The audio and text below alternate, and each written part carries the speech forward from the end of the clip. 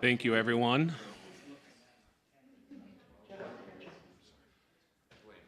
It's 11 o'clock, and we've got to keep moving.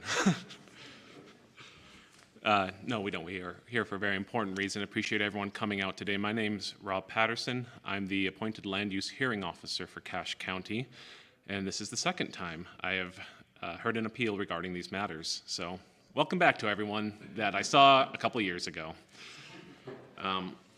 It is May 30th, 11 o'clock a.m. We're beginning a hearing on two appeals from Danzy and Hummel. If I mispronounced that, please correct me so I can get this correct for the record.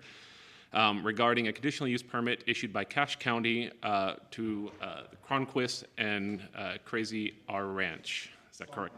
Longhorn Ranch. Apologies. Thank you. We exchanged some emails prior to this. There was no objection to consolidating those two appeals into one. It all seems like it relates to the same issue, but we will hear from both of the appellants. So just kind of by way of introduction as how to run this, it's somewhat formal, as those involved in this are aware. I am acting in a quasi-judicial role. I am not a judge. I'm an attorney, though I've been dealing with land use matters for my entire career, so I hopefully know something about what we're talking about today. You can refer to me as Rob or Mr. Patterson. Not Your Honor, I'm not a judge. The scope of this hearing will deal with whether the Planning Commission's decision is legal and whether it's supported by substantial evidence in the record. So that's what we're going to be discussing today. We'll have some arguments. I'm going to treat this, it's somewhat informal, but we're still going to follow basic court procedure as it seems reasonable to me. We'll invite the appellants to make the first arguments or present whatever information you would like. I'll then invite the county to respond, and then perhaps a brief, you're not really a party, but you do have a very vested interest in this, so anything you'd like to add to the county's remarks, then I'll give the appellants the final word on anything. Any objections or concerns with proceeding in that manner? Seeing none. Could I invite the parties to just, I don't know if they can pick it up on the recording, but state your names and for the record of and which side you're representing. We'll start over here. Sam Goebel on behalf of Ms. Danzy, who is appellant. Carolee Stokes. I'm on this. The appellant side. Yeah.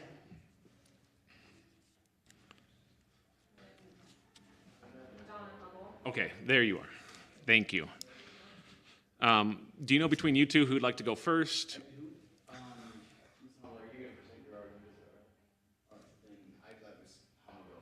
Okay, we'll have you go first in just a second here, and then we'll invite Mr. Goebel to go afterwards. And then on this side? Andrew Crane from Cache County. Wayman Stoddart for Amicus, Sean Cronquist, and Amicus Crazy R Longhorn Ranch. Thank you. Just so you are all aware, those who've been part of my hearings before, I like to introduce where I am at currently proceedings, highlight some questions that I may have and ask you to address those. I will likely ask you questions. I like to get clarification on things. So you'll present, I'll probably ask questions, we'll have a little bit of a dialogue, we'll go back and forth, and then I'll let you finish off whatever you'd like to present, and then we'll move on to the next party. I do like to have a bit of a conversation regarding this to make sure that I'm fully informed as to the matters before me. So with that, I think we'll begin. I'll invite Ms. Hummel, if you'd like to present. I think we have a microphone over there. We are recording this for posterity, I guess. Can you say your name again, by the way? Yes. Okay, so my name is Donna Hummel. I am hereby appealing the court's approval of the Sean Cronquist minor extraction conditional use permit. The traffic assessments conducted in January of 2025 did not adequately account for the heavier flow of traffic that occurs from earlier spring and continues until late summer. Notably, the assessment failed to consider the presence of foot and bicycle traffic on this stretch of road.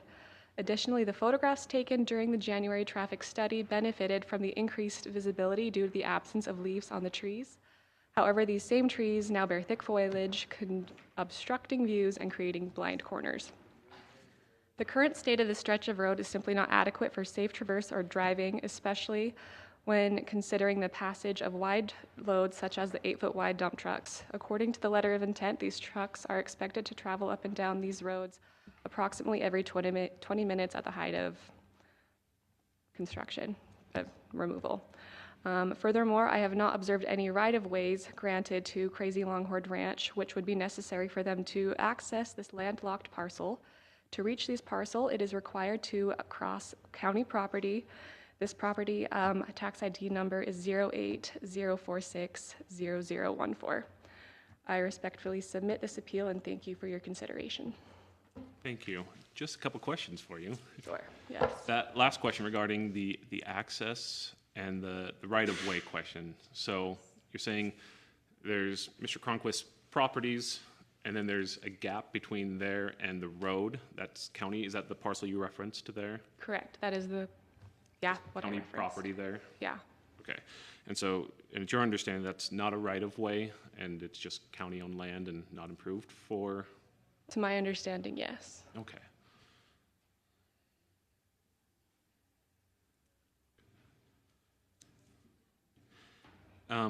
The traffic study you referenced from January 2025, is that the, I remember there's two traffic studies There in the was material. two, yeah. Is that the Horrocks one? I think the one the county commissioned?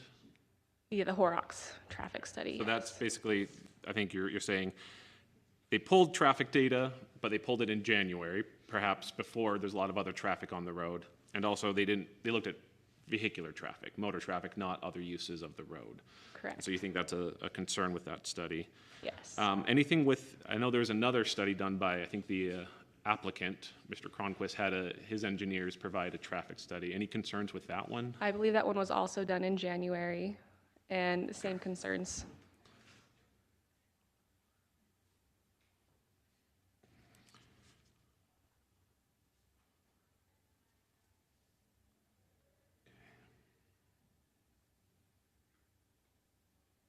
Okay, I think those are all the questions I have for now, but I'll be talking, I'm sure I'll have more later for you. Okay, thank Come you. back up, thank you.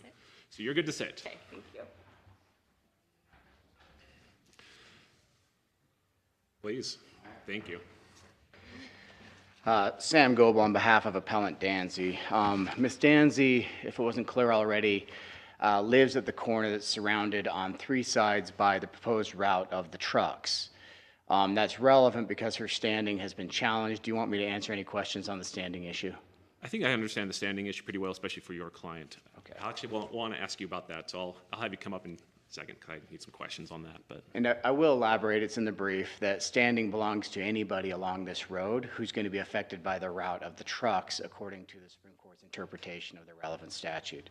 That would be my position.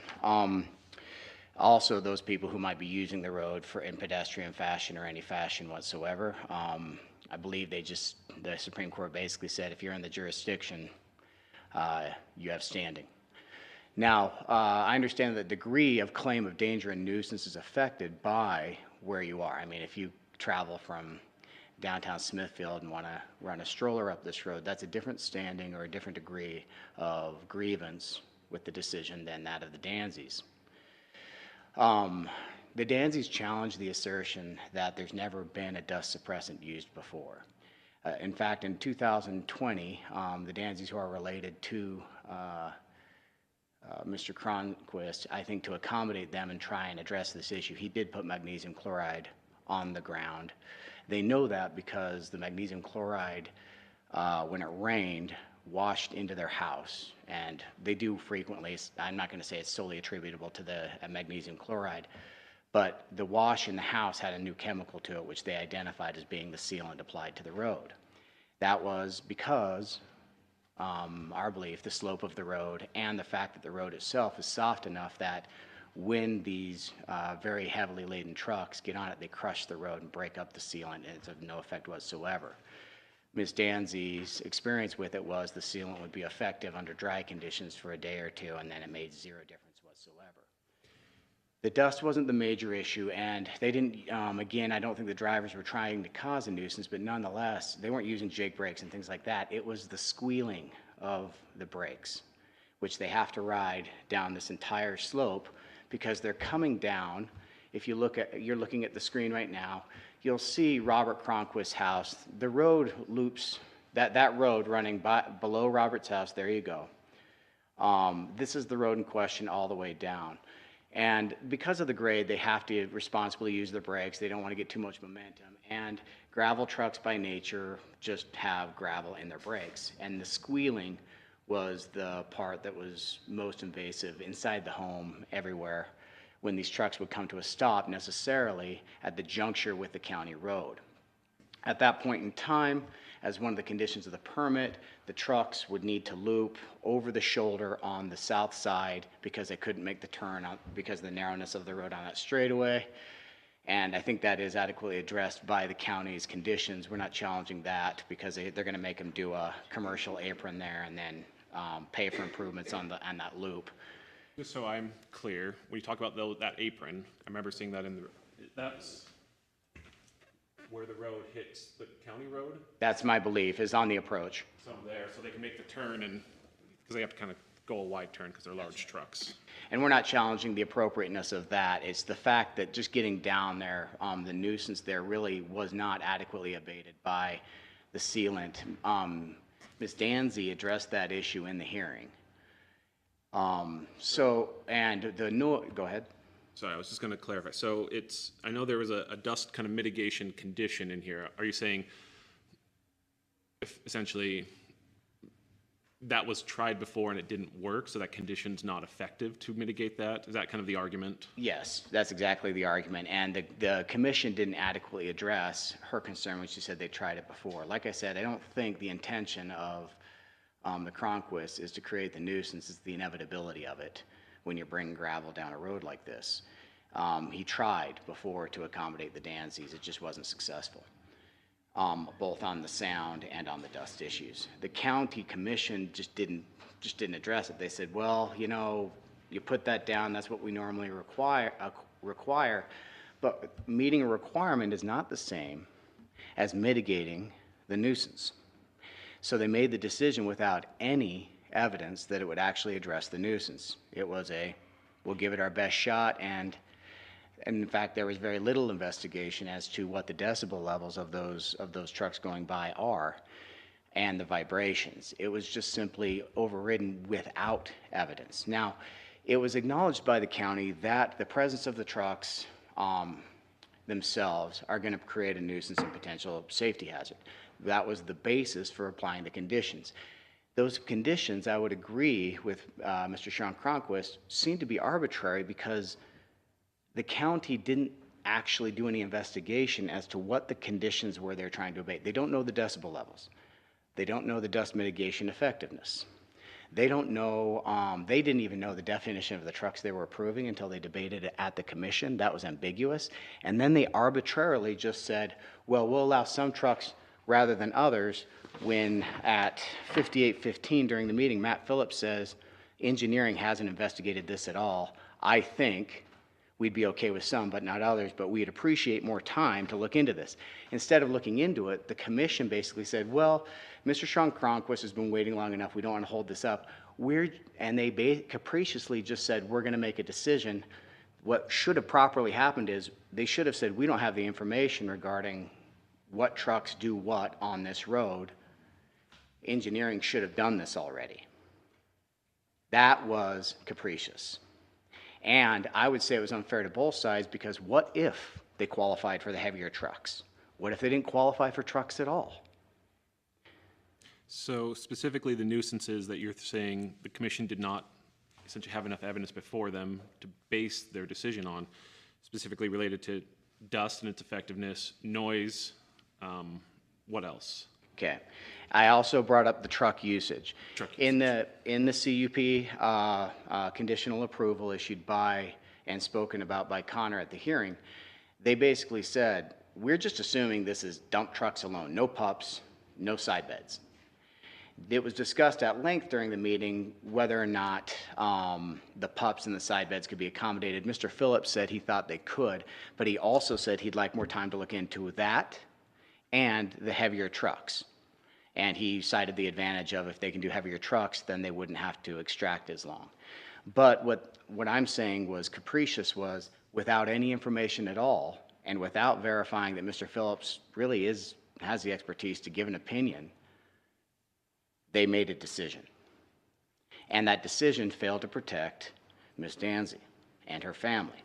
It also failed to protect those down the road. And let me go into this a little bit. The road itself and its conditions, now moving on to a separate subject, are actually still factually disputed. Mr. Phillips said that he believes it's 20 feet wide. However, he said he hadn't measured it. We had two witnesses, both in submissions by email and also during the hearing, who said they had measured it and it ain't 20 feet, particularly at the corners. We have no idea what the widths are at the corner. So how can you say, without being capricious or arbitrary, that it's safe without knowing the widths at the corner and the size of the trucks you're approving? It needed more investigation. But they again said that Mr. Cronquist had waited. It was more of an exasperated tone. The commission was tired of this, and they wanted to get it done.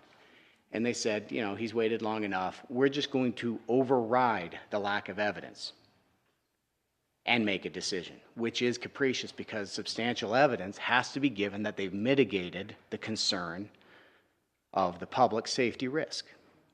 It's not just substantial evidence that the risk exists, we know that, but then there's substantial evidence that the mitigation is going to appropriately mitigate the risk. But they don't even have the facts to understand what the risk is.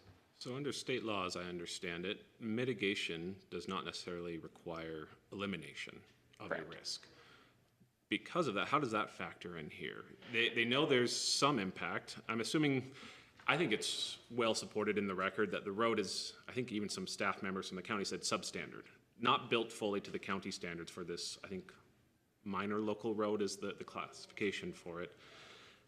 They said they called it substandard. We don't know the exact details, but they know it's an existing road that's, I'm sure many of the planning commissioners, some of them said they had driven it, so they know generally what it looks like, but they haven't gone out with a tape measure and, you know, measured corners, turning radii, any of that.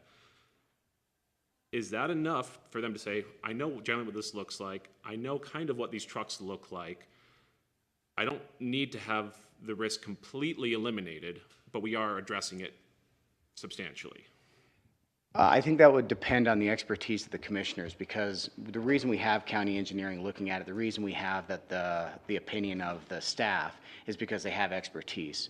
If the staff would have come in and said definitively, this corner is this and this corner is this, and the trucks we expect to be within these parameters, then they could adopt that basis. They themselves would be no more informed than me going out or any of the other people that submitted emails and saying that this is or is not safe. They are, basically we're looking at a qualification issue, right? Their judgment alone must rely on substantial evidence provided by the staff or perhaps the studies done by the Cronquists in order to say, well, I'm adopting that opinion and I'm picking this fact. What I'm saying is the facts weren't present. The actual width wasn't known. Saying, I think it's wide enough without actually knowing or seeing Cronquist's truck on it is a stab in the dark. That's what the staff is supposed to do, and that's what Mr. Phillips, well, I think he was in support of approval, but he was still saying we need more time to look at this. And that went to the very core of what the dozens and dozens of public opinions against it went to. What I'm saying is that their decision made without more evidence had to be capricious. For example, let's say the truck's 8 feet wide. Mm-hmm. Let's say the minimal lane width needs to be 12 feet. Let's say that the road on one of the corners is 15 feet, no shoulder, straight into the creek.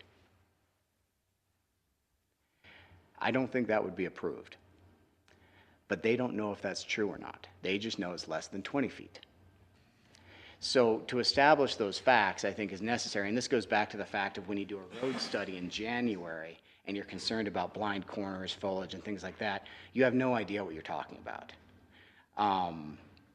We don't actually know the visibility during the relevant time on these roads. We can just say that some shrubs, which the only time was dismissed was by Mr. Kim Cronquist's property, there were some shrubs which might affect visibility of those running westward on the county road that they surmised might need to be removed because they look like they might have leaves. But we all know that in the winter, things don't grow, they grow in the spring. So we can only know that the visibility issue would increase with spring growth of any shrubs along that road, and some things that aren't obvious in the winter, because they're not evergreen, are going to be obstructions in the summer.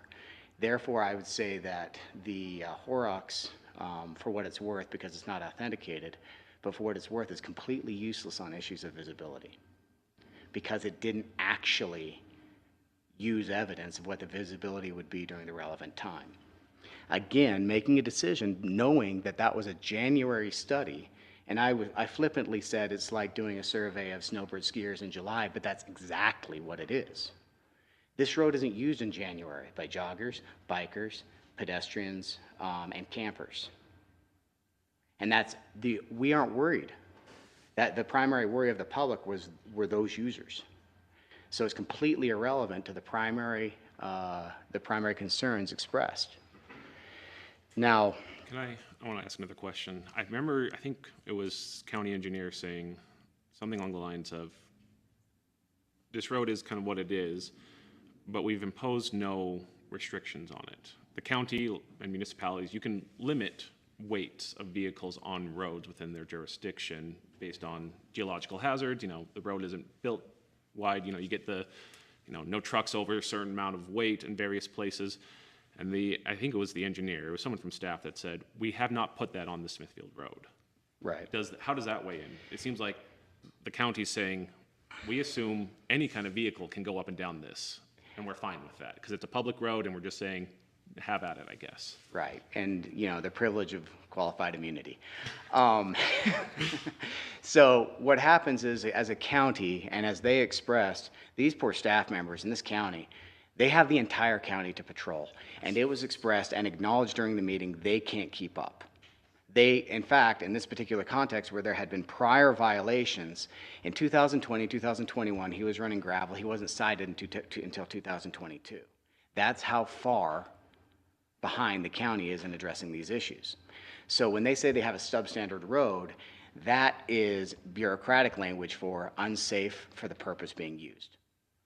Because safety means you met the requirements of the code for the road it is. Substandard means we aren't meeting that requirement, and if you drive the road, you'll know they aren't because there's a creek that runs against it every spring and causes erosion problems. They can't put a shoulder on it because they don't have the width. They don't have the money to widen the road because they'd have to go ahead and condemn land all the way up on the northern side of the road against everybody's property to widen the road. So the county's inability, realistically, to keep all of its roads up to standard, but keep track of the fact that some are substandard, so they have a priority list, is one of the issues they're saying. Now, they haven't placed restrictions on it because there's legitimate agricultural use, like longhorn cattle, which will require incidental use of a semi-truck or a gross weight vehicle that exceeds what they would prefer. But that's incidental. There's nothing up here doing regular loads, nothing. And a gravel operation, by definition, is probably one of the most intensive uses of a road out there. So, and incidental public use is different than commercial use. I think we've gotten rid of the pretense that this isn't for commercial use. I know they've said they're going to donate it at one point. They're going to build. We need to get rid of the pretense here. First, it was going to be a building that was never built. Next, it was subdivided into 13 different lots. Each one was supposed to be, these are my 5 acres, I'm going to build a loafing shed on them.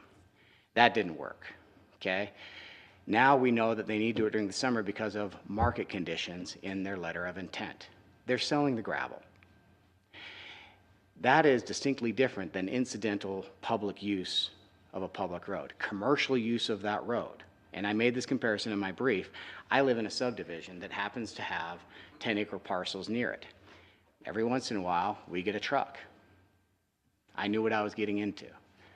But that does not allow my 5-acre parcel neighbors to each open up their gravel pit, level it off for cattle that have weak ankles, and then say, I gotta sell the gravel. Does anything in the county regulations prohibit Mr. Cronquist from selling the material he excavates? I think it changes the nature of the use of the parcel to a mining operation. So if the impact of trucks on the road is the same, it's the same amount of material. I think the record shows something like 190 odd thousand cubic yards is being excavated. If that's for commercial purposes or agricultural purposes, what's the difference? I think the difference is it's zoned for agricultural. And if you're gonna go, what they've built in with the 5-acre limit is, look, we know people are gonna have to do stuff. And we don't want to unreasonably restrict them. So everybody, when they buy their property, when they subdivide their property, they know we've got this 5-acre limit. And within 5 acres, we're gonna leave you alone. After that, we think you're up to something. By the way, under Utah code, you are now in a major mining operation. When you exceed it, therefore, you don't get to go past 5 acres. As long as that is observed strictly, fine. But what happens is the 5 acres also makes it usually not commercially viable for anybody to want to abuse this. In this particular case, as you'll see, they're going to extract, but I don't know what's left to extract. This has been mined since 2020 incidental to a building that was never built, loafing sheds that were never built, and then for a field to plant, the most expensive field in all of the United States to plant alfalfa. And now, because none of that worked, as we know from the advisory opinion issued in 2023, now they're saying our cattle can't make it on a hill, notwithstanding the fact that cattle have made it on the hill already for years. Now, there might be some sort of incidental benefit to the cattle, but I would proffer without authority that once you're making 10 times more off the gravel than you are to the benefit of the cattle, you're running a mine.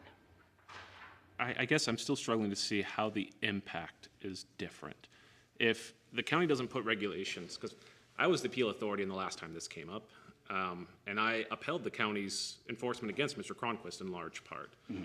And the county code, as I understand it, doesn't say, it says 5 acres, but doesn't say how much you can remove within that 5 acres. It just says limit it to a kind of a, draw a circle on a map, and that's what you're limited to.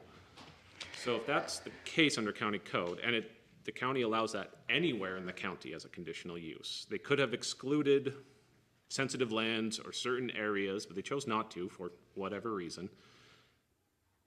If they're selling it or using it for commercial purposes or agricultural purposes, it seems like the county code doesn't really care. But am I wrong in that? I don't think it's relevant, but it does go to a further point. I think you're absolutely correct, and I agree with you. The reason I bring it up is because the premise has to be agricultural.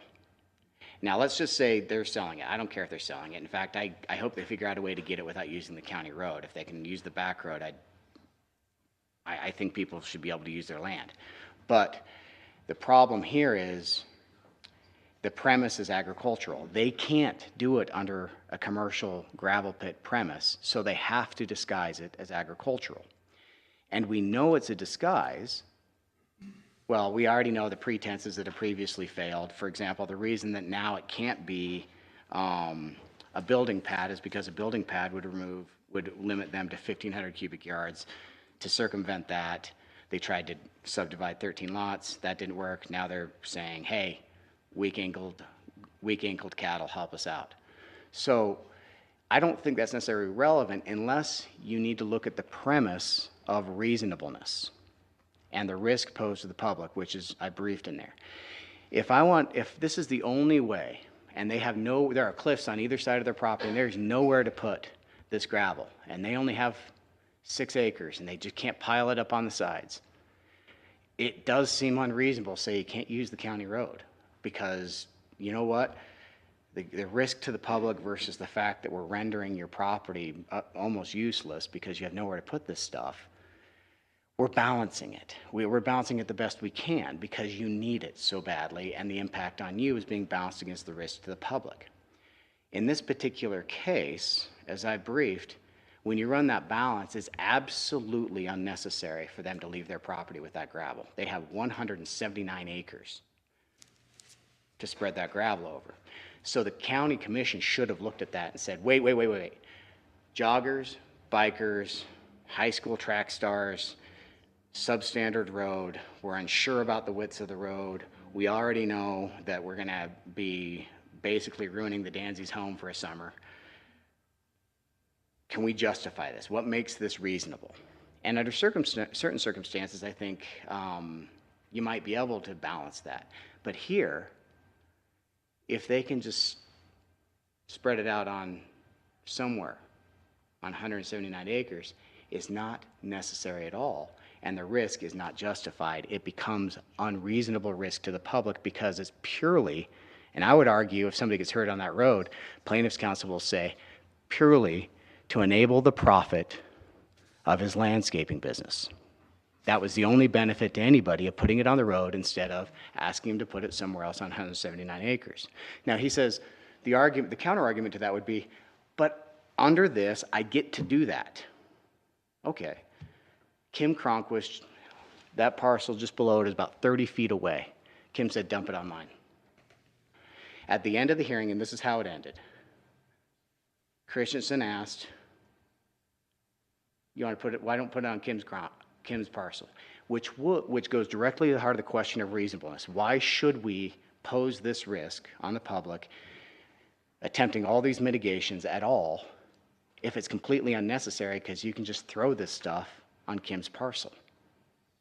So do you think the commission could issue an excavation permit that's conditioned on another private property owner granting permission to use their property? Say, private property owner A, your use of your property is conditioned on private property owner B's agreement to it. I think I would phrase it differently. When the facts change, the mitigation changes. Given, we're analyzing this as if you have to use the county road. But if Kim Cronquist says you can put it there, you have to. That's how it would be. Another question, you're talking about a lot of balance, and I think that's a very important concept here. Balancing the rights of the property owner to use his land as county code allows, the rights of residents adjacent to it to be free from impacts and nuisances, the rights of people to use this road for jogging, recreation, for whatever.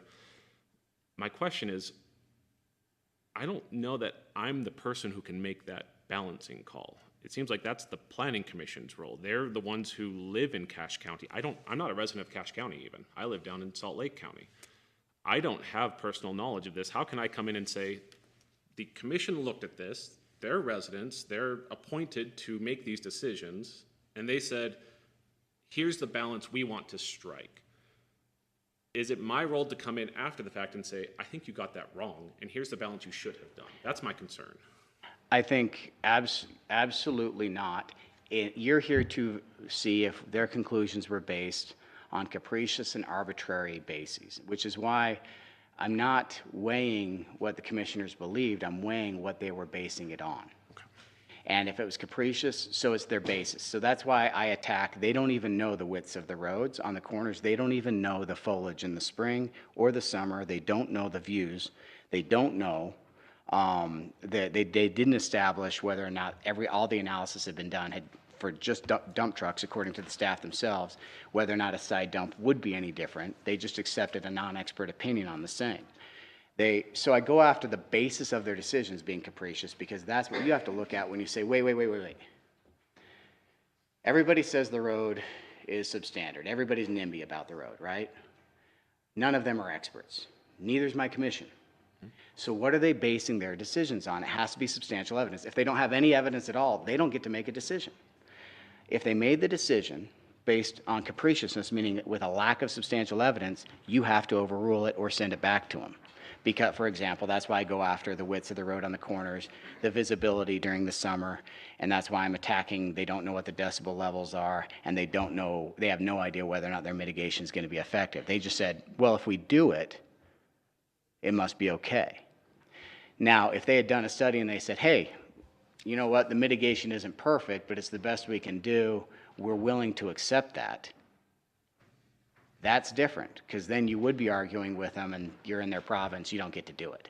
But they didn't have it, so you can't disagree with it.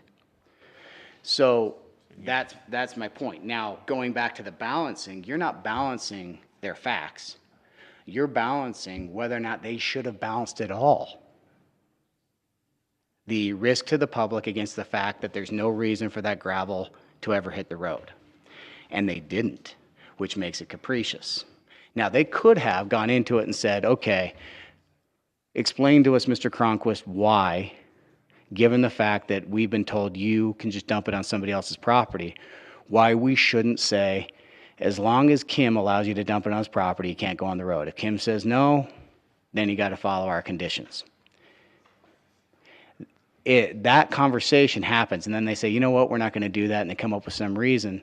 Then you're inside the lines you just drew that says you don't really get to second guess that unless it was capricious or arbitrary. But they didn't. And you can say they should have, because what they did is they disregarded substantial evidence that the risk imposed on the public was necessary at all. Everybody knows Trini truckloads a day is posing increased danger. The question is whether or not it can be justified, or and how we put it is whether or not it's reasonable. And it's completely unreasonable if they had have embraced that option and explored it. Their failure to explore it and to completely disregard it is where I'm telling you that that was a disregard of substantial evidence regarding public safety. There's no necessity. The whole thing is premised upon, I don't know where to put my gravel. I need flat land for my cattle. I don't have enough land to get rid of this gravel. I need to use your road. I need to impose a burden on the public. But if we could say, actually you don't, just dump it on your neighbor's yard, he'd love to have it, the entire premise is gone. And that makes the risk unreasonable to the public. Whereas if this was the only outlet, the only choice, Kim Cronquist said no, he didn't have 179 acres, and they had balanced that, and they'd said, oh, you know, he really doesn't have a choice, or his choices aren't that great. For example, there's another road that leads out the back through the Meekles property, which was the traditional route to Parsons, located on the Valley Highway. It's Meekles' business if they don't want them to use that road, and it's their business if Meekles say that's $20 a load and they don't want to pay it. But the county should have weighed that, if that was a fact and evidence, to say, well, it's $20 worth what they're going to impose on the public one.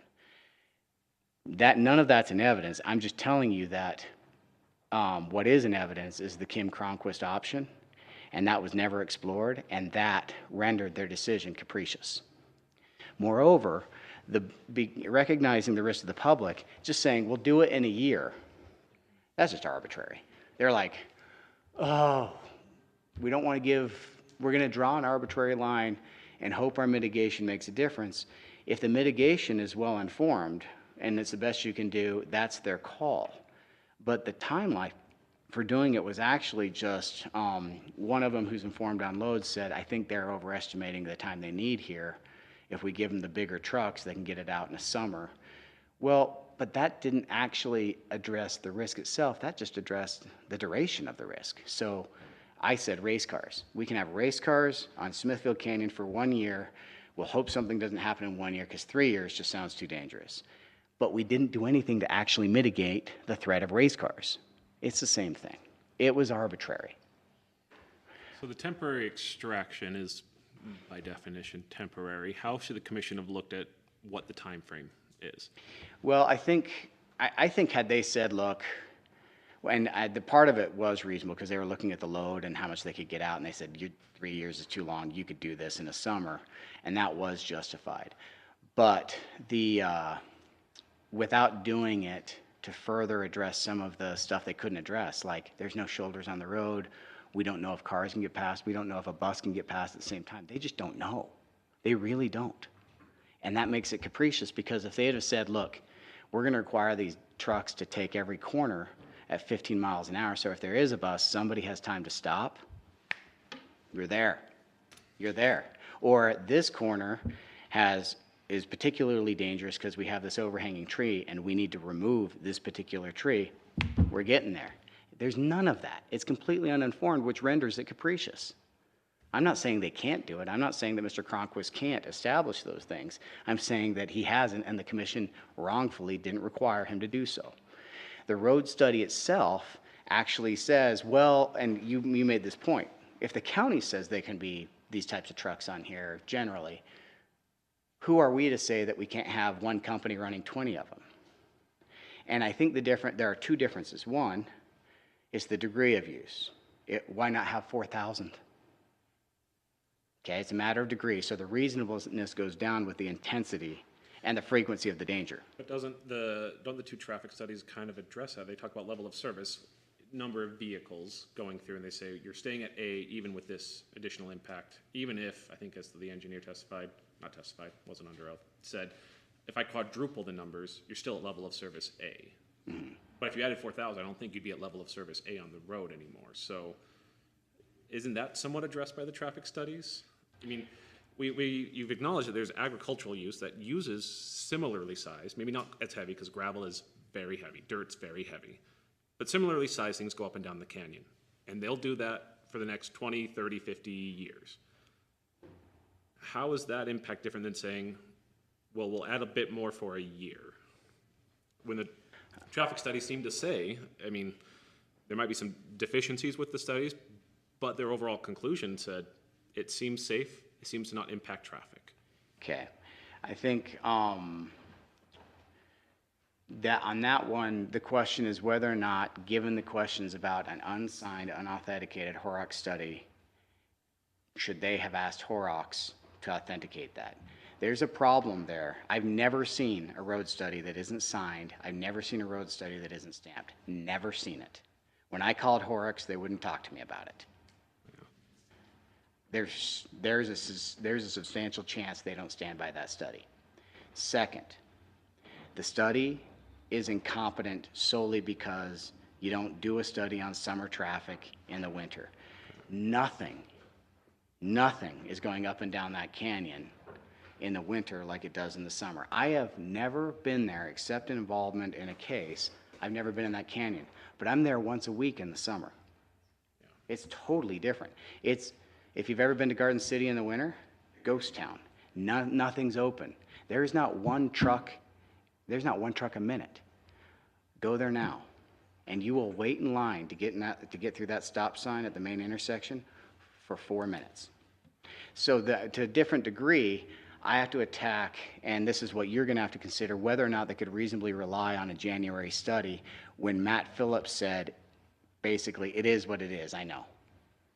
And with that, the substantial evidence standard, and I'm sorry I'm taking a long time, but I'm trying to understand this, is, as I understand it, really deferential. I mean, it's evidence that is more than a scintilla, is the current new standard, that a reasonable mind could accept for the premise. Explain to me how two traffic studies, I mean, one stamped by an engineer, the other one's, it says Horrocks, but there's no name attached to it, as you've pointed out. Is that not evidence more than a scintilla that a reasonable person could accept? To say, people have looked at it and it's fine? No. I think as a matter of pure competency, and it's capricious to accept a study that you don't know whether or not the author is going to stand behind it. That's like me sending a letter and not signing it. What about the other one, the one that was stamped and signed by an engineer? That was rejected by the county, and that's why they had to do the second one, because the county staff had serious problems about the underlying. That's why they wouldn't put it before the council, and by the way, that's why the county did its own study. So I would completely disregard that one because it wasn't explained to us why the county rejected it outright. It's just not detailed. But the Horrocks study, I think, one, I've never approached a lack of authenticity issue on something as important as a road study. But I have looked at, poking holes in them like we're doing here. And in this particular case, I think the failure, if they had to come up with a reason that you would have to consider for why a January study was adequate for summer, you would wrestle with that, and you would have to grant you'd have to grant it the deference. I challenge you to listen to the entire thing and have them, at one point or another, tell you why the January is sufficient for July. I've been through it once or twice. I don't hear it. They just ignore it, which, if you don't have to grant discretion when they ignore it. You say you had to address that point and give me a reason. The failure to give me a reason on how you could rely on that study, given the challenges, is a lack of substantial evidence. That's how I think you address that point. Anything else? Sorry, go ahead. Oh, go ahead. I was going to say, if there's anything else? The last thing is what was not, is challenged in the LOI and is challenged in the CUP. You look at that map, there are, I'm not sure, because how this doesn't already exceed 5 acres when you consider the definition of disturbed soil. Disturbed soil is defined clearly in 1995, Larson Limestone versus the Division of Oil and Gas and Mining.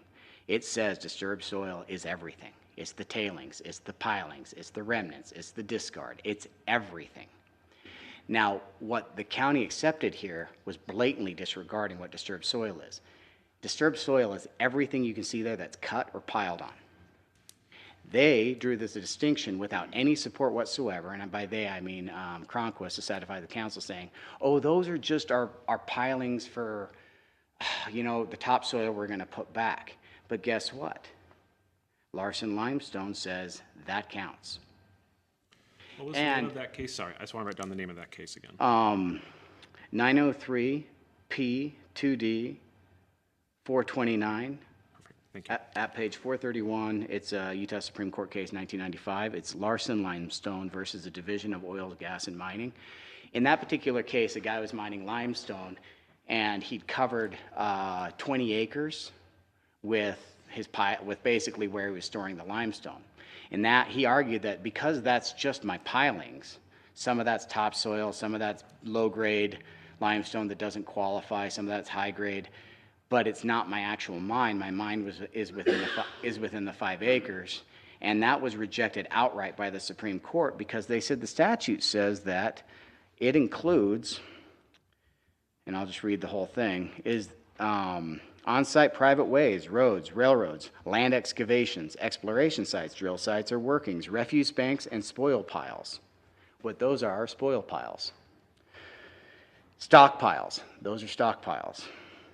Leaching dumps, placer areas, tailing ponds or dumps, and work, parking, storage, or waste discharge areas, structures, and facilities.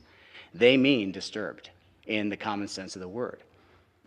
County says if you don't want to rely on the Supreme Court, you got to go to the definition, and it's even worse for the Cronquist if you go to the definition of disturbed, because that means alter in any way. When you look at that scar is almost 6 acres. The county completely disregarded and failed to investigate its own code pertaining to the definition of disturbance for the purposes of staying within 5 acres.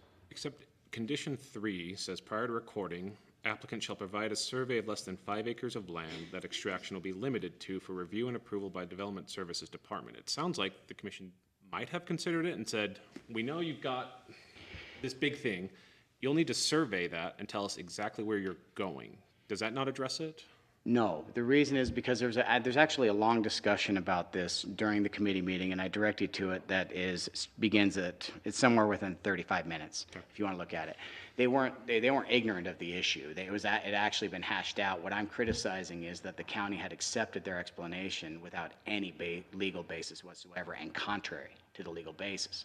And that's because it is if the parcel already has a 5-acre mine on it, and it's a 1,000-acre parcel, you don't get another 5 acres. What they've done is, if you look in their letter of intent, I'm not sure of the page, they said, well, look at what was taken out before. We're taking a portion, we're going here, this is 5 acres.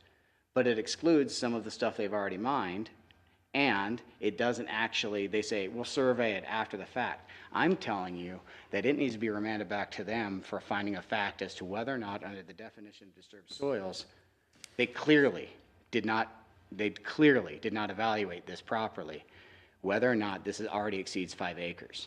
And I'll tell you from the satellite map, there's no way it doesn't. I excluded everything that's brown, didn't even go to the green, and I couldn't get under, well, assuming the satellite map's accurate, I couldn't get under 5.4, couldn't do it. Now, granted, some of that's pilings, and when you get on the ground, things are different, but what I'm saying is because they don't have those facts before they approved it, and they said they'd submit a survey after, fact of the matter is, if he's already exceeded it, you can't grant it. Is that not designed more for the enforcement of the prior action?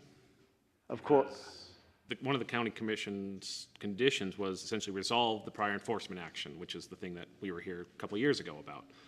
Doesn't that address the kind of, they went well out, maybe what they shouldn't have done, as I decided last time? Isn't that more of an enforcement thing rather than a going forward thing? I don't know if that makes sense. I actually think you made my argument better. And the reason is, how could you go forward without resolving that? That would be capricious, because what if he was in gross violation and we had 20 acres and we let him mine for another however long, and then, like we know before, it took 2 years for the county to catch up with the 2020 violations, we finally get there. But guess what? He never was within 5 acres. You had those prior enforcement actions needed to be fully investigated and settled before you approve a new one, particularly with a history of noncompliance, particularly with an acknowledgement that you have shortcomings in enforcement. It is completely putting the burden on Ms. Danzy and everybody else to trust somebody who's proven that they don't obey the rules, that they're not already over it, and that they are going to even resolve the prior one. What if they resolve the other one, finding out it's completely out of compliance? The approval would look ridiculous because it was done without them even investigating the current conditions and compliance. The worst thing about that, which makes it even more capricious, is this disturbance definition. They accepted a definition unsupported by law from Mr. Cronquist, the county did. And had they done just a scintilla of research, I did this almost on my way over here because I wanted to know if there was. It was completely their explanation was completely contrary to the case law. And that is capricious. You can't say that I made a finding that putting tailings don't count, but yeah, that's against the law. That would be capricious. That's all I have. Thank you. Before county, I'm going to actually, Ms. Hummel, would you mind, just a couple of questions, if you wouldn't mind coming back up. The county has, and I also appreciate, I want to say, you're a pro se party, and you've done an excellent job of representing yourself. So thank you for participating in this and you've done a fantastic job. One of the issues the county has raised something called standing, which is a question of, are you the right person to bring this appeal? And so with that, you'd have to be adversely affected by the conditional use permit. Could you just explain how the issuance of this permit affects you adversely? I think it's pretty evident, but just so we have it on the record, so you explain, this is why you care about this. I understand, yes. So I live near the area, but I don't live on that road particularly. I care. I'm a concerned citizen. I have friends, neighbors, me, myself, that go up on that road for drives with my kids or bike rides with my children. I'll run up there, walk up there. I have I just care, I guess, basically. No, that's what I needed. Thank you. Want to save a life someday, maybe, so. Perfect. Thank you. Yep. All right, I'll invite Mr. Crane. Thank you, Mr. Patterson. I'll try to keep this pretty brief and basically subject to any questions you may have. I think everything's been fully, from the county's position, set out in the actual written briefings. It's been provided already. Just a quick reminder of, I guess when we're addressing standing, I'll leave it to you to decide on whether, I just raised that question before with the appellants, and I'll let you decide if that's sufficient enough for that. As far as the standard here, it goes, the appellants do have the burden of showing that the evidence and proving that the decision of the Planning Commission was arbitrary and capricious. And as has already been mentioned, this evidence is substantial evidence as the standard of review is that needs to be decided here. And when you're in this process, you as the appeal authority under Utah Code shall determine the correctness of that Planning Commission's interpretation and application of the plain meaning of the land use regulations, and B, interpret and apply a land use regulation to favor a land use application unless the land use application plainly restricts, unless the land use regulation plainly restricts the land use application. So here I think it's already been discussed at length that Cache County Code allows for a minor extraction operation of less than 5 acres within any zone of the county as a conditional use. That's the plain language of the Cache County statute right there. For whatever reason, that's what the county wanted to, as you mentioned earlier, that's the standard the county put in place, so that's what we're governed by. And then as far as Utah State Code is concerned, when it comes to conditional use permits, a land use authority shall approve them if there are reasonable conditions that are proposed or can be proposed to mitigate the reasonably anticipated detrimental effects of the proposed use in accordance with applicable standards. And as already been highlighted as well,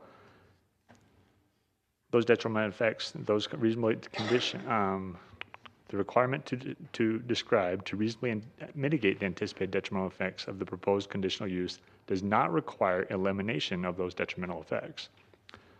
And then at the end of that statute, if the reasonably anticipated detrimental effects of a proposed conditional use cannot be substantially mitigated by a proposal or the imposition of reasonable conditions to achieve compliance with applicable standards, the land use authority may deny the conditional use.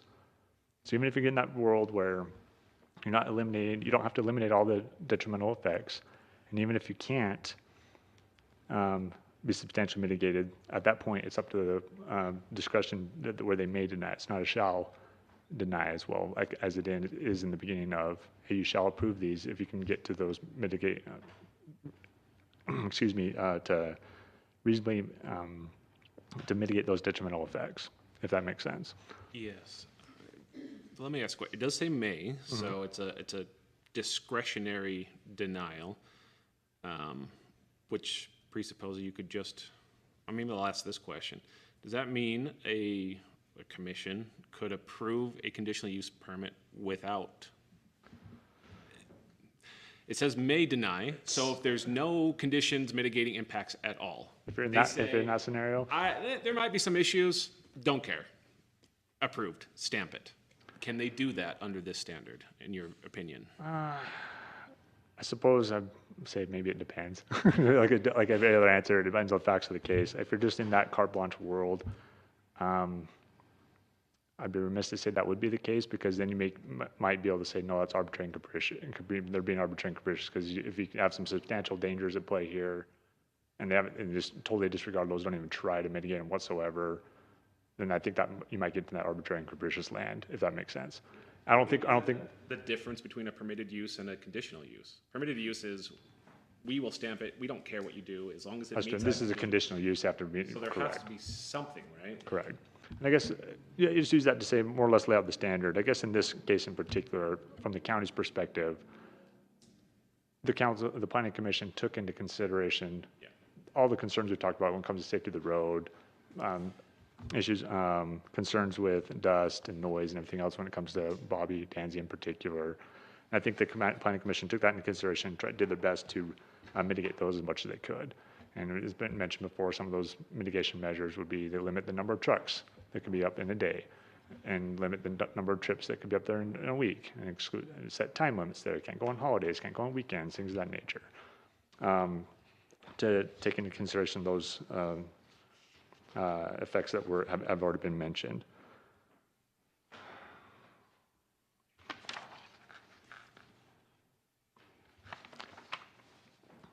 I guess just to address a couple of the other points that was brought up here when it comes to, for example, the point that was brought up on how this exceeds, there's no way this is not already exceeded 5 acres or whatever.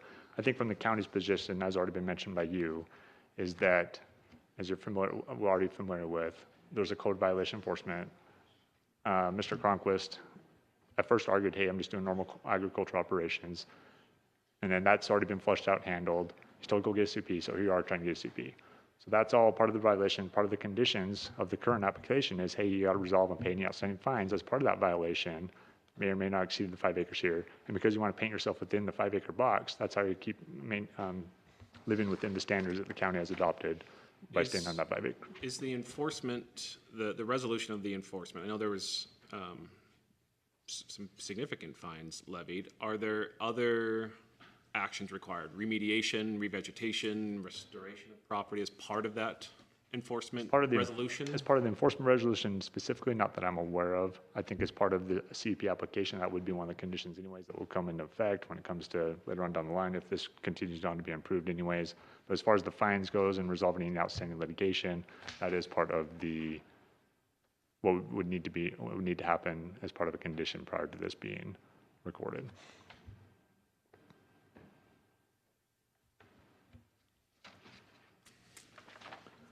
So from the county standpoint, I think that would be our argument is that, hey, these want to do a surveyed acre, stay within the 5-acre box. That meets the intent of what's in the code there and under that aspect of things.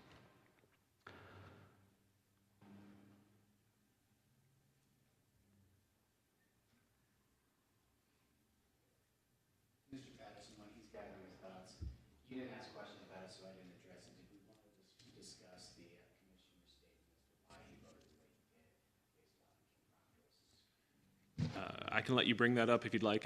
I'll let them continue, but if you want to bring that up, you can. If you want to, yeah, if you want to give your opinion on that and. I guess my opinion on that is essentially what was covered in my response brief, in the brief. That ultimately just comes that we're looking at the standards here.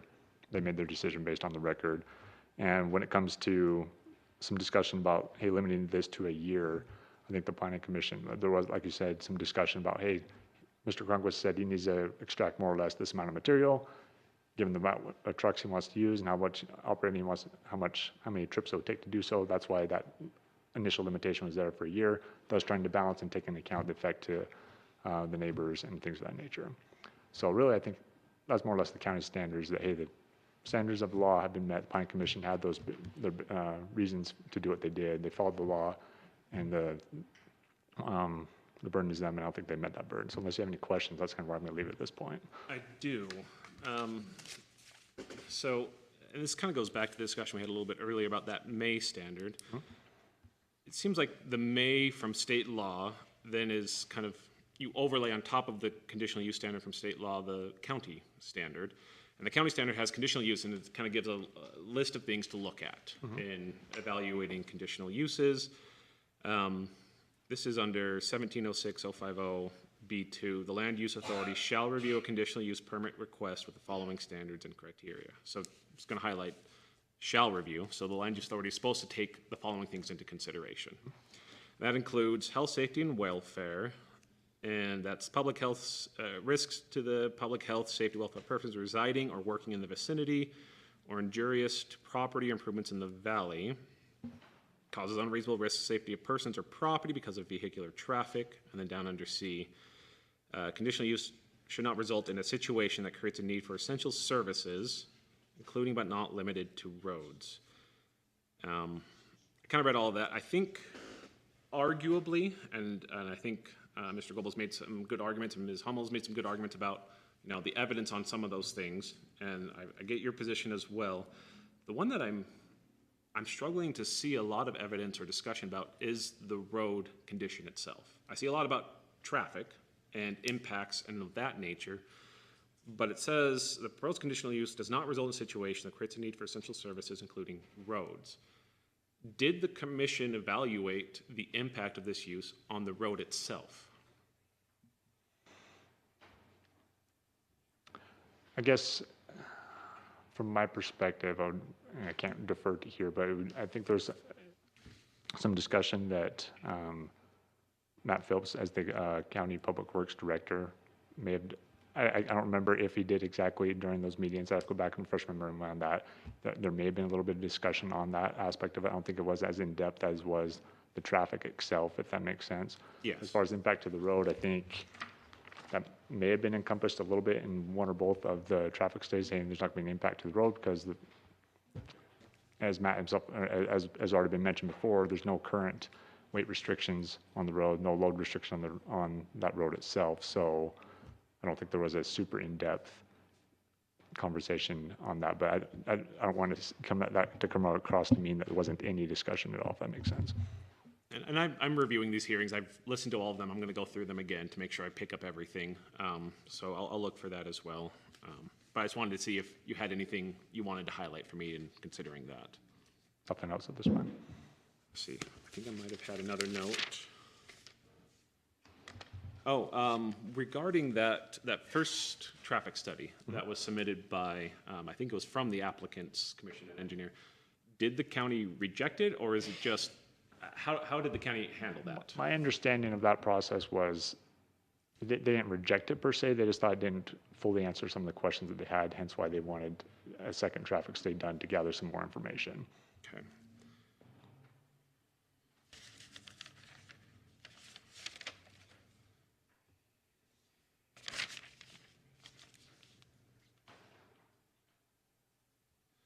And Ms. Hummel raised the point of, I think it's, can we go this way? Towards the road. That little parcel there is, I believe that's the parcel Ms. Hummel was talking about, is this one that's kind of next to the right-of-way. Is there any concern, issues from the county about the use of that by Mr. Cronquist or others? To my knowledge, no. My understanding of this way is basically that parcel is just essentially the right-of-way of the road itself, so I'm not. Separate right-of-way in Yeah, addition to the road? Correct. I'm not tracking there's any access issues from Mr. Cronquist to access his property to get down to the county road essentially, if that makes sense, so. That does.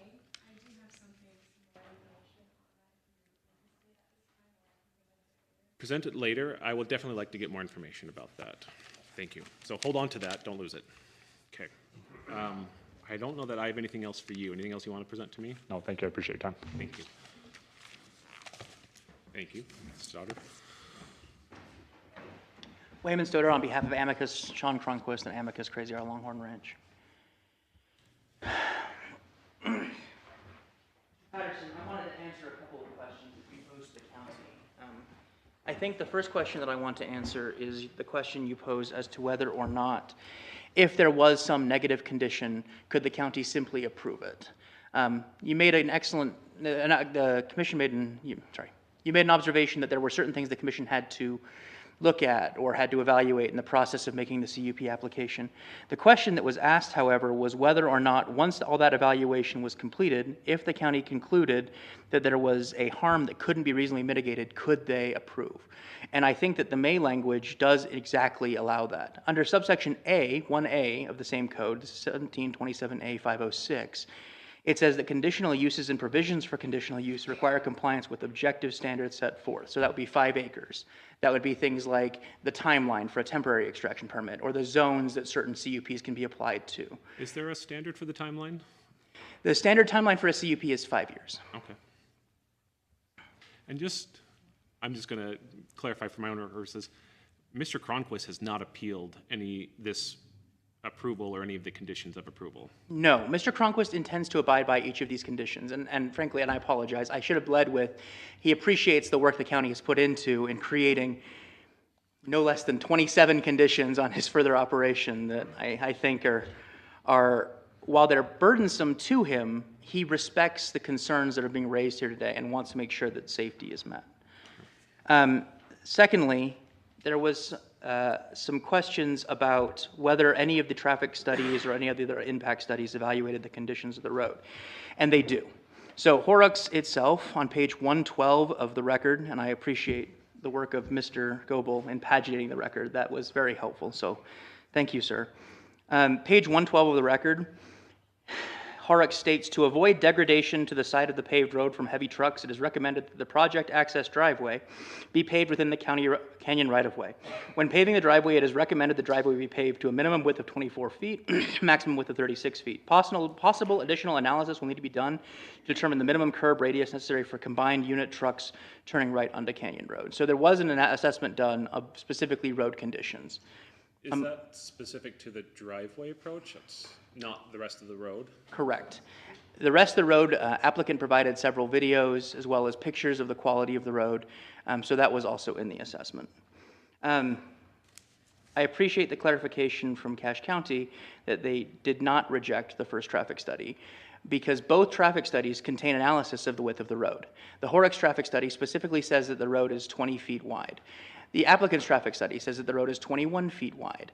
Both of those pieces of information were clear in the record at the time that the county made the evaluations. So under either interpretation, the county had sufficient evidence to make a conclusion. Briefly, I'd like to address the argument that the Horrocks study or the traffic impact study are not sufficient evidence upon which the county can base its determination.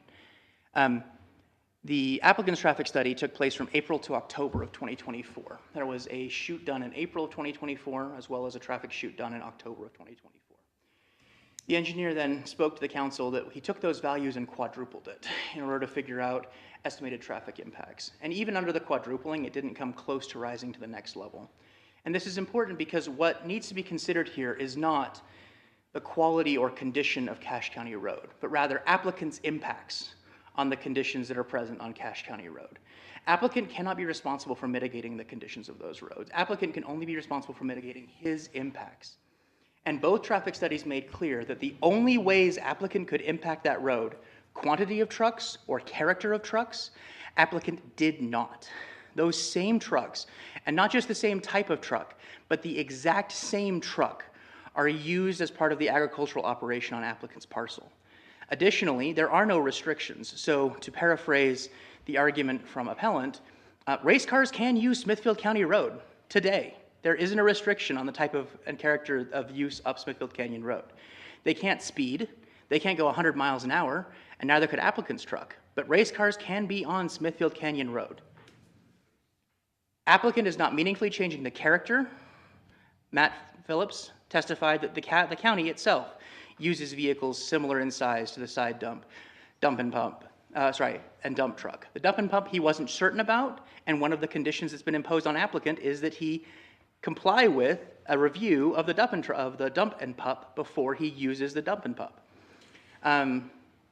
It's impossible to see how, in light of two traffic studies, one conducted by applicant's engineer and one conducted by the county engineer, there is insufficient basis to conclude that there is not an impact on traffic or safety.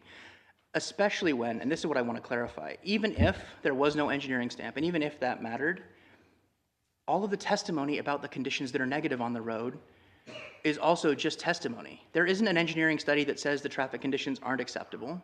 There isn't an engineering study that says that it's not wide enough. There isn't a study, there isn't even testimony, anything beyond testimony that says that.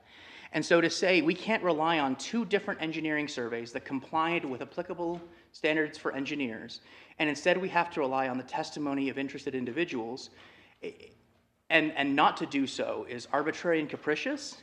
It certainly doesn't rise to that level. I want to ask a question just a little bit back. I thank you for that. I think that's a point well taken. Regarding the impact, I was looking through the traffic studies, and they showed very low volume of use on the Canyon Road. I think it was like 4 at peak hours. So I'd like you to address, just for my edification, they showed then the increase would be at 4 additional trips, which seems like it's 100% increase, though it's going from like 4 to 8.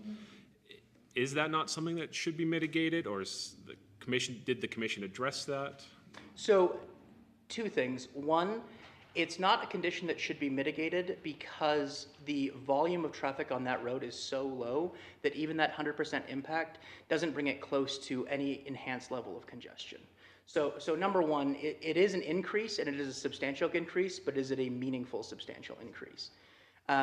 It's not the impact of the road itself. Certainly. So the impact to the road itself was evaluated by the traffic study. I showed you in a specific place where it did so.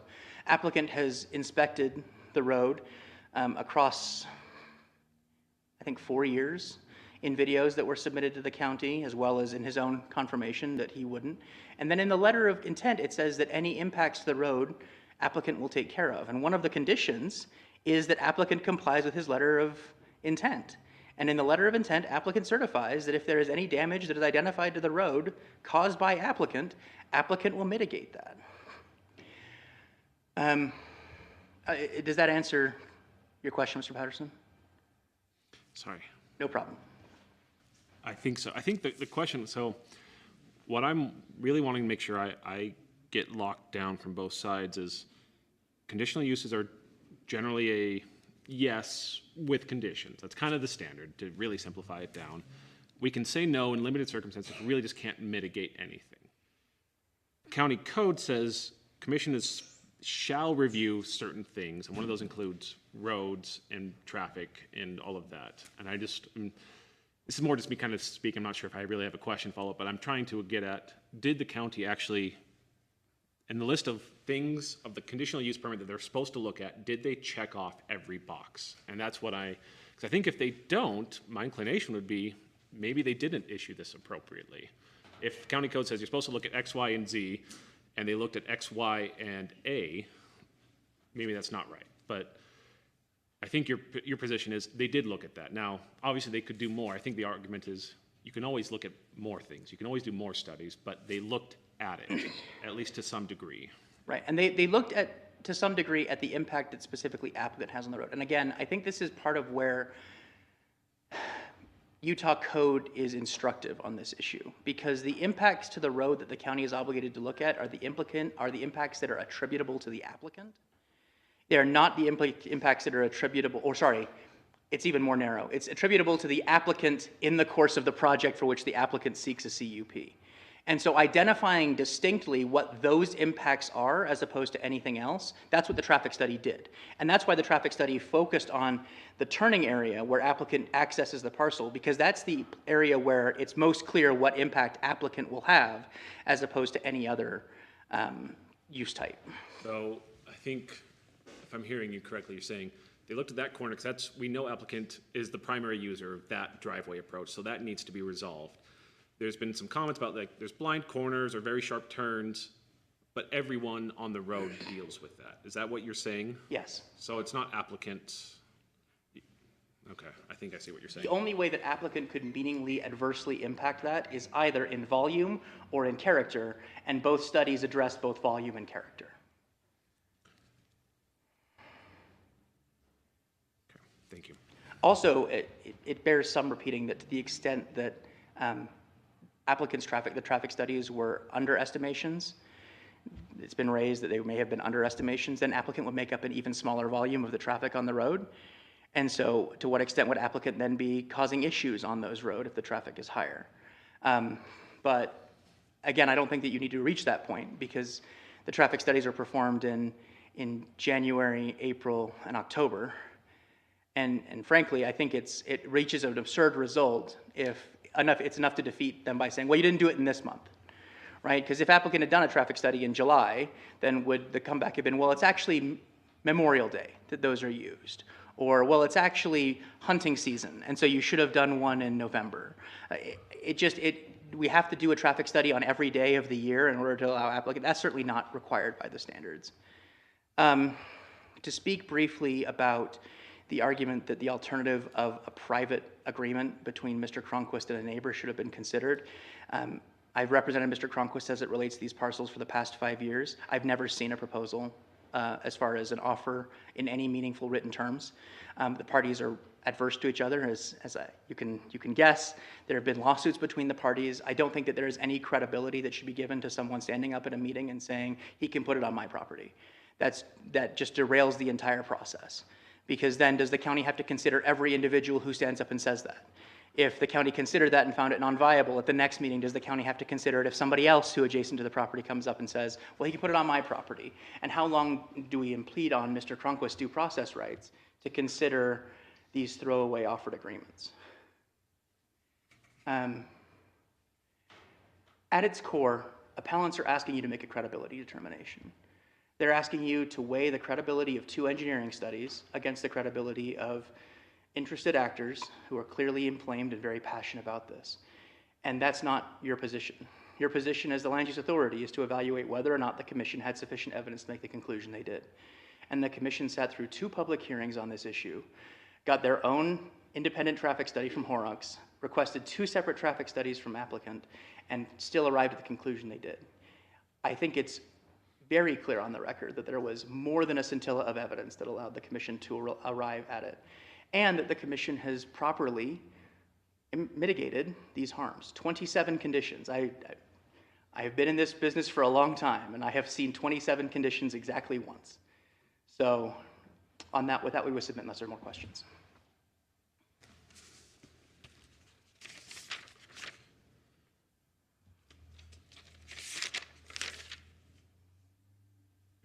No, I don't think I have more questions. Thank you. Thank you. Ms. Hummel, would you like to come up and any final remarks as well as addressing that parcel?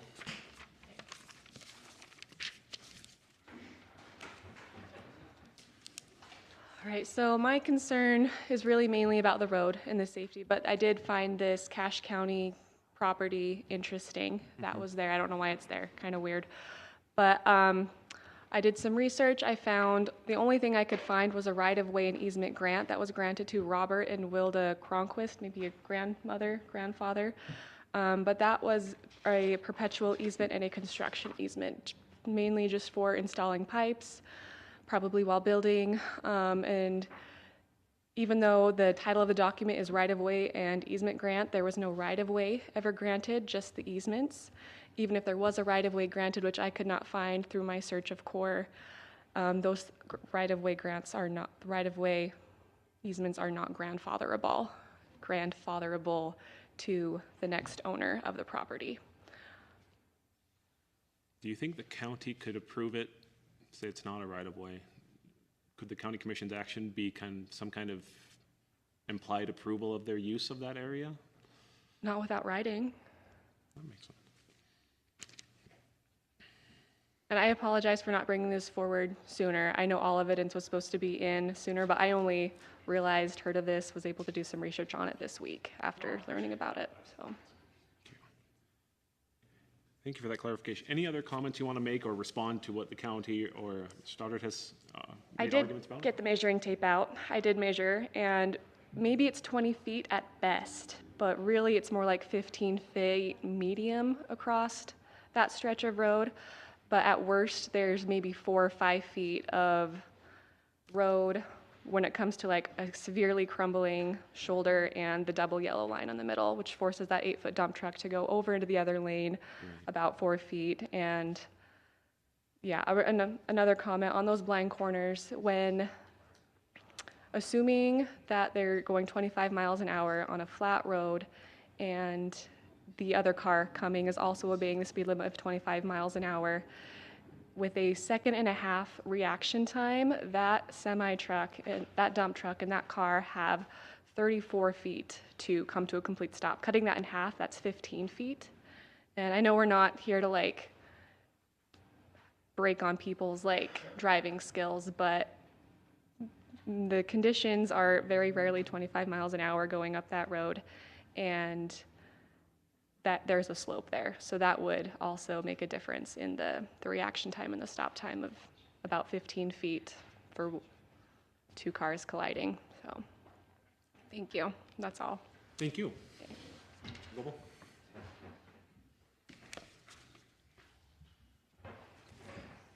Specific to me, do you have any further questions? I was more interested in your response to some of the kind of what I've asked the county about the traffic study and that, as well as the impact of the road, though you've mostly covered that already. So I don't think I have any specific, but I welcome your thoughts on responses on any of that. One thing, and again, I tried to bring it up so we wouldn't have to rehash it, but it was something that I did want to point out, and that is, look at the record carefully of the meeting and the way Kim Cronquist was handled. I've never seen anything like it. People coming from the community, they come with strong feelings because they live there. And the commission, I think, is pretty thick-skinned. They typically know that people feel passionately about things. The reaction during that of the councilman was out of line. It was out of line, not because he said, don't tell us that. It was out of line because he said he was changing his vote.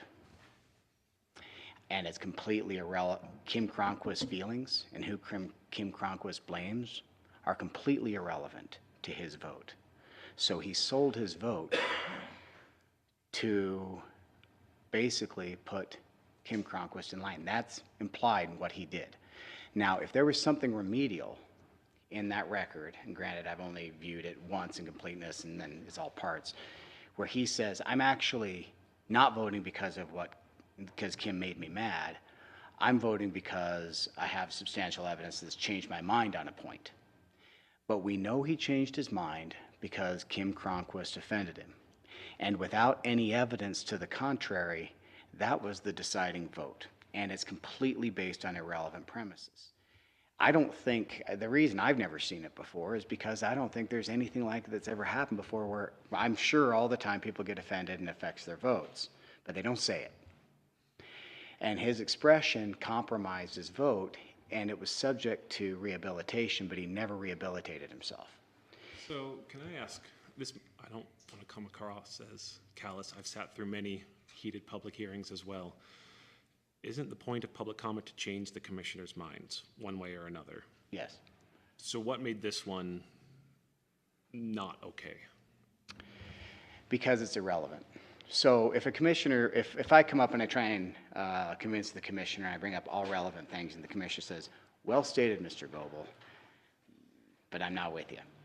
Or if I come up and I say, it's not okay because my God doesn't believe in this type of zoning change and you need to listen to my God, that's completely irrelevant, right? And I might even offend you because I went into religion. But if I said, don't challenge my God, I'm voting against you just to punish you for bringing up God, that is completely irrelevant for the commissioner, and he cannot premise his vote on that. But that commissioner, and again, I've never seen anything like it, literally said it had changed his opinion on an irrelevant fact, and that is what he thought about a public comment. So I get that they get to sway people, and in this particular one, it went the wrong way, but it went the wrong way, and the commissioner expressed a premise based on an irrelevant fact. And until he rehabilitates himself, it invalidates his vote. And to my knowledge, on the record, he did not rehabilitate himself and say, I'm voting for it for X. Now, and if it is there, if he did rehabilitate himself, it's going to be in the closing remarks probably when they talk about what they're going to do before the vote. But I didn't hear it. That's my argument there. It's unprecedented.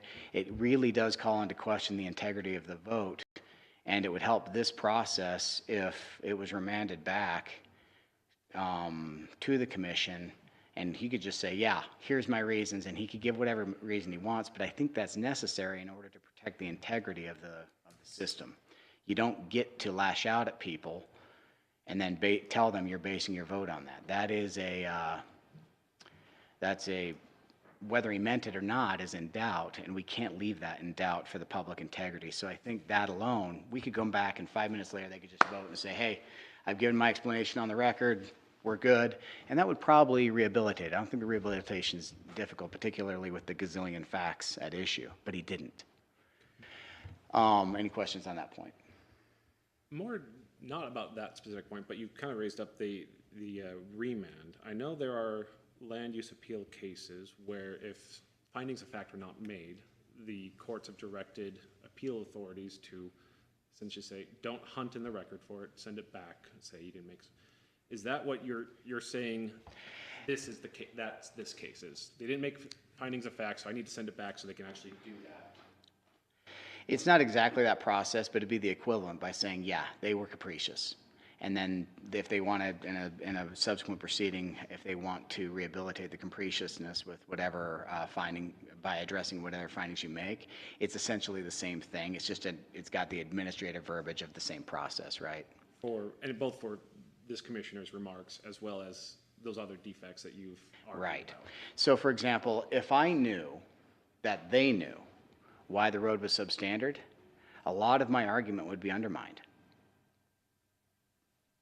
But they don't know why they know the road's substandard, but they don't know what's underneath it. For example, they don't know whether or not this road actually meets its classifications requirements regarding the substrate materials. They know the shoulder's crumbling, that was mentioned, but it wasn't addressed for anything on mitigation. And the argument that it was, one study found it to be 20 feet, another one found it to be 21, merely underlines the point that they have no idea what the width is, because even their own studies couldn't get it right. And then you have the public giving you different numbers. It needs to be settled what the width of the road is. And I think it's clear that the road width varies depending on where you are. But here's the clear thing. The public is talking about turns, the dangers on those turns. And we are given the world as it is with the wealth that we have, and the county only has so much money. And if a road is dangerous and it can't be mitigated, and you own land up that canyon, you don't get to present an unmitigable risk to the public, meaning that if he has to cross a yellow line to make the turn, that's it. But they don't know if he does. That's my point. They don't know if he can see when he does it. That's my point. And this goes to not that you say they can rely on the studies, but the thing is, since the studies don't address it, it remains a substantial piece of evidence that was capriciously disregarded, which is line of sight, width on the turns. And here's another thing that, I mean, we can talk about, I think common sense says, conveys my point of don't do a January study for July. But let's get down to the nuts and bolts of it. What are the widths of the campers coming up that canyon? Did that study have one camper? They don't know. But we do know that there are campers going to a campground exclusively, because campground is not open in the winter, in the summer. They don't even know if the campers fit with those trucks. They don't know the widths. That just renders it grossly incompetent. Now, let's just say they're competent and they can rely on them, but they can't rely on them for that question because it wasn't addressed. If I recall, I mean, I may be wrong. I think I've read through those traffic studies a couple of times. I think they may have some generic language about the road is safe. Something about vegetation doesn't seem to impede line of sight. Something, it's not in much detail. I think there's like a sentence or two in each of those. Is something like that sufficient, do you think? Does that undermine your argument that you're making? No. And the reason is because which turn, which part of the road? They're all, if they, does that make sense? Yep. I believe there probably are some safe turns on that road that truck can navigate. But I also believe the public that there are some that if I'm in one of my vehicles, which is a Sprinter van, if I don't stop before the turn and we're there, one of us is backing up. But if I'm in my sedan, it's just going to be terrifying, but we'll probably make it. That, I don't think that's made up. And that condition, while not the fault of any landowner, including Mr. Cronquist, if it can't be mitigated, it can't be mitigated. He's never seen 28 different conditions. That signals to him that his client's willing to comply. That signals to me that this council was making unreasonable compromises to try and shove this thing through. That they just kept on come up with more stuff they couldn't resolve, and they kept throwing stuff at the wall capriciously to say, well, we addressed it, but we're still pretty uncomfortable. The 28 conditions, think about it, there's 28 conditions, and they're still not addressing some of the basic things I'm bringing up, and neither did the stuff they relied on. It's not about the fault or about what the landowner can and cannot do. It's about the reasonableness. And reasonableness is affected by two things.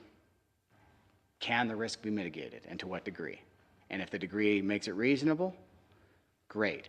But reasonable is not in a vacuum. Reasonable depends on your alternatives. And it has been suggested that Mr. Kim Cronquist can't be trusted when he came up and said he can put it on my land. That's not my point. My point is you got to investigate it, because if it could happen, there's no risk at all, and everybody gets what they want. How many alternatives should they investigate, though?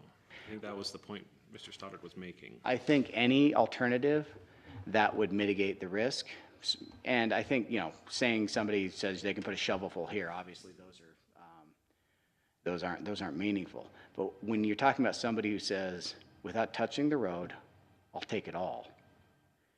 Or let's say there's 50 people that say, without touching the road, I'll take it all. You investigate all 50 because what you've done is you found a magic bullet. And that makes it unreasonable to expose the public if just one of those magic bullets will solve the problem. In this particular case, it is entirely, beyond the offensive point. The parties are adverse to each other. But believe it or not, Bobby Danzy actually doesn't mind Sean Cronquist making money and him having his pit. None of them do. As a matter of fact, if they figure out a way to do it, it opens up opportunities all over the place for all the land use. We already have another neighbor I've heard who wants to open up a 5-acre something adjacent to this parcel. Why? Because if they can get it through, the next guy can get it through. So it's not, their personal relations aren't clouding their judgment that it's probably good for everybody if you can figure this out. But in spite of that, she's worried about her household. And it's gone unaddressed because frankly it can't be. If you can dump it on Kim Cronquist's property, it's the answer. Them not exploring that answer poses an unjustifiable risk and an improperly all their mitigations are basically, in light of that option, are insufficient because it becomes capricious. I will tell you right now, if you put a piece of paper up there and you ask Kim Cronquist to sign it, he'll do it. Why? The property's fallow. It's an old gravel pit. It's not going to hurt anything to put gravel in it. And Kim doesn't want those things on the road. Does the county code require that? Yes. The county code requires it as one of the issues of reasonable mitigation. The 28 conditions indicate their inability to properly or completely mitigate risk, meaning that they're doing the best they can with what they've got, with what they see.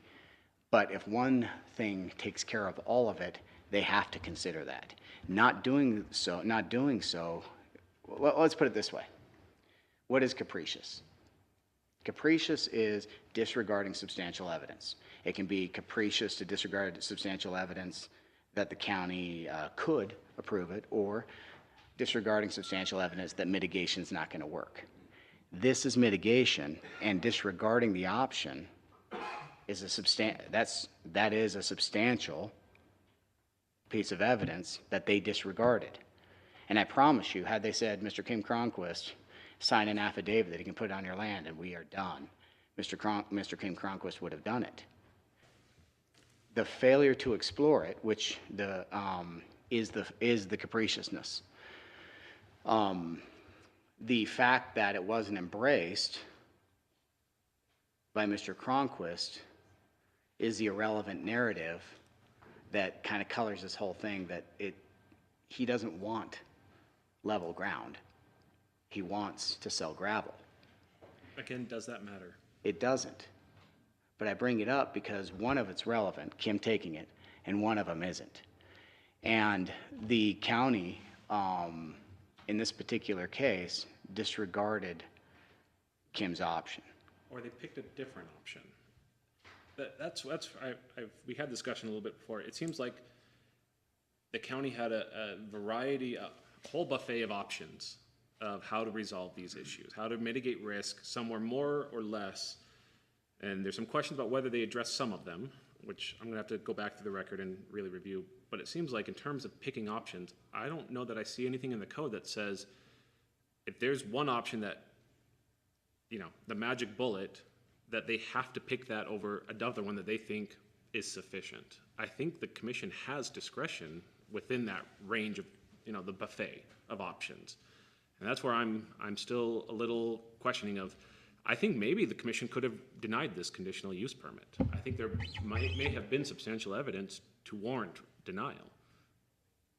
Maybe there's substantial evidence to warrant approval as well, and I think that's one of the things of, isn't that the commission's job to decide between those options? Yes, considering the options. What I'm arguing is Kim's proposal never got put on the table.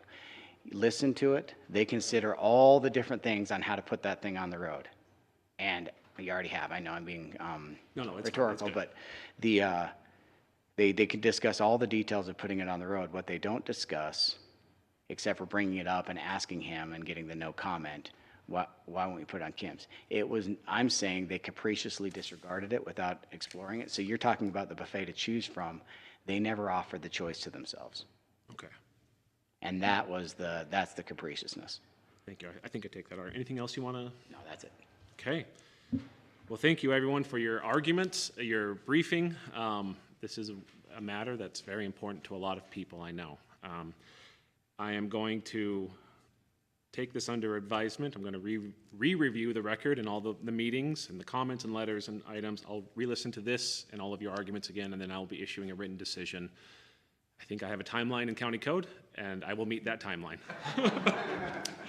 Thank you very much for coming. The hearing's adjourned.